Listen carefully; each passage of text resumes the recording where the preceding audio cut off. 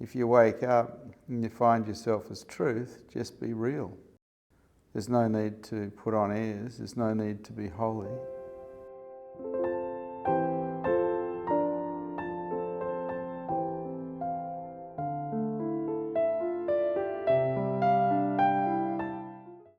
Welcome to satsang.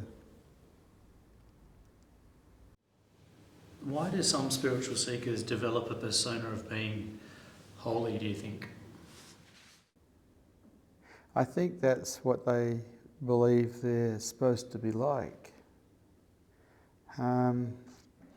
What my master Osho kept saying over and over again is to be authentic, to be yourself. And whatever your personality is like before enlightenment, it's going to be the same after enlightenment to the majority of a degree. So you're going to present yourself, if you're teaching people, for instance sake, with the personality you had before enlightenment. It's not going to become suddenly holy because you wake up. That's rubbish. I think that people do put on a certain amount of holiness or present themselves in that light because I think they're supposed to, but it's just rubbish.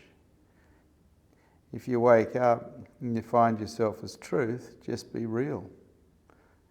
Be yourself. There's no need to put on airs, there's no need to be holy.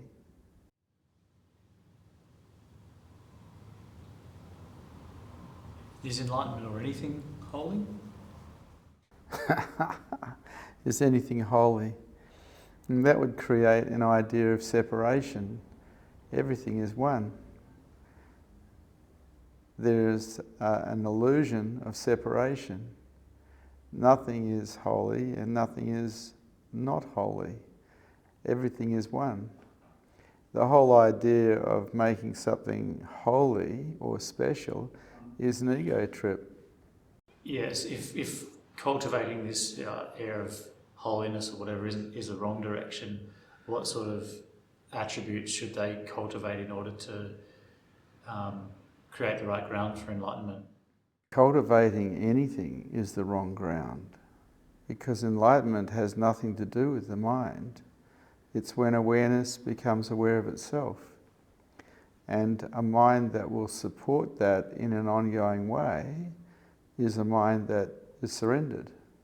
It's not a mind that is resisting life, fighting with God, shaking its fist.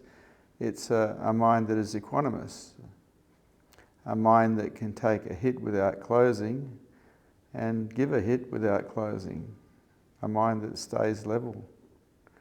And so it's not about becoming anything. You already are beingness.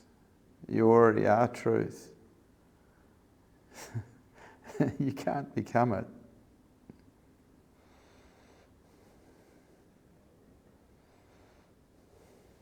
So, if you can't become it, what's an accurate description of what it is or what needs to be gotten rid of in order to find it?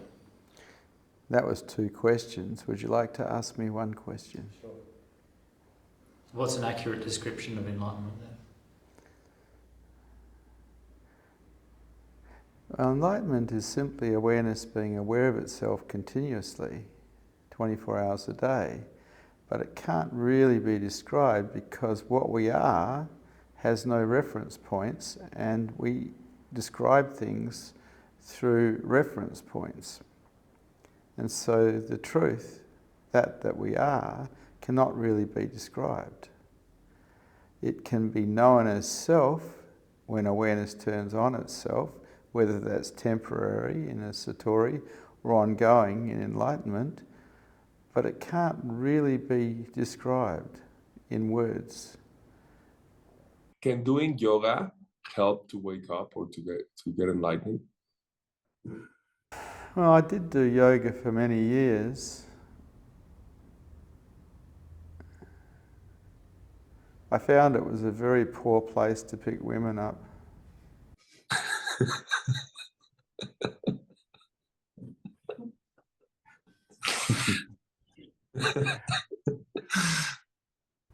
A lot of people who get into yoga get into it because they're suffering and their life's not working and they're trying to do something physical that might be painful to take them away from their emotional pain.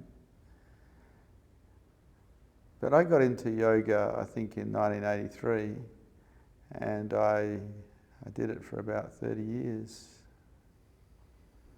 And I loved it. I loved the movements. I love the stillness of it, because it really does demand that you be very still. I didn't get into any of the active yoga or the hot yoga. I got into the yoga where you held the positions for long periods. And I love the stillness and the silence in it. But I don't know if it helped towards enlightenment or not. It looked like it was helping open things up inside of me. But really, if that's not done with the mind at the same time, physical yoga alone won't work. Because the body is just following the mind. If the mind is closed, opening the body up isn't going to open the mind up. It just doesn't work that way. You have to work on the mind. You have to do yoga of the mind. And so true yoga is a combination of physical asanas, but also an understanding of what it's all about, the spirituality behind it, and the practice of that also. Modern yoga, I don't think, has much to do with high consciousness or spirituality. Yes, that's been my experience too. I was yesterday doing some yoga and some breathing exercises, like activating some stuff just to get still at the beginning. Does that help something in the energy body to do the breathing stuff? A lot of people have a lot of trouble being still, and yoga certain forms of yoga at least, demand that you be still, and those particular forms of yoga are very good. Yeah. A lot of people do yoga for some kind of exercise, but that's not what it was designed for. Yes. Anything else, Tirtha? It's good to see you, Rich. Thank you. Good to see you too, Tirtha.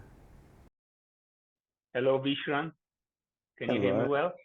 I can, yes. Yeah, I was the one who asked you to say hello before, and I joined the Zoom. And thank you for this opportunity. And I wanted to talk to you because I don't know, I feel very emotional now because it's the first time I felt that I can talk to a master, and I've given up for 4 years. And when I see you online, and I felt the master again, and I didn't even realize that I'd given up until I found you again. Open your eyes and look at me, Stefano, because I'm here and I'm being with you. Sorry. Now you need to be with me, and I'll be with you. We'll have this deal, okay? Thank you. The seeker. Wait. The seeker in you has come alive again. Now it's up to you to keep the seeker alive, to keep the enthusiasm and the thirst alive. It's up to you. Because it's that thirst, it's that seeker that brings you home, nothing else. The seeker. Because the seeker will find a way if it gets desperate enough. It'll find a way. And something in you has lit again. It's on fire again. This is good news.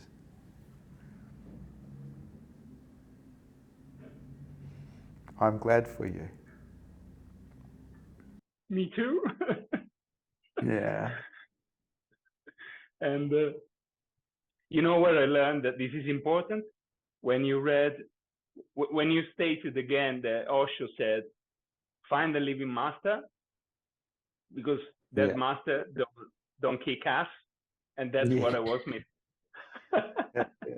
Yeah, well, Osho said that. Osho said that. He said it. He said it quite a few times, but somehow people didn't hear him. And if you come to someone who's awake, and you've asked them to help you wake up, well, you're in a lot of ways got yourself involved in an undoing process, because we've got so many belief systems that are in the way, so many programs that are in the way. It's really an undoing and letting everything go process. And so you could say it's a destructive process, but a destructive process to set you free from all the weight that's been laid on you by your parents, your religion, your government, your peers. And so you strip down everything until there's nothing in the way. And an awake teacher will help you do that in ways that you probably won't like. Yeah, because with watching videos, you never get your ass kicked. It's just that's what you're missing. And I feel now like Look at me, I'm here. You're just getting your ass kicked.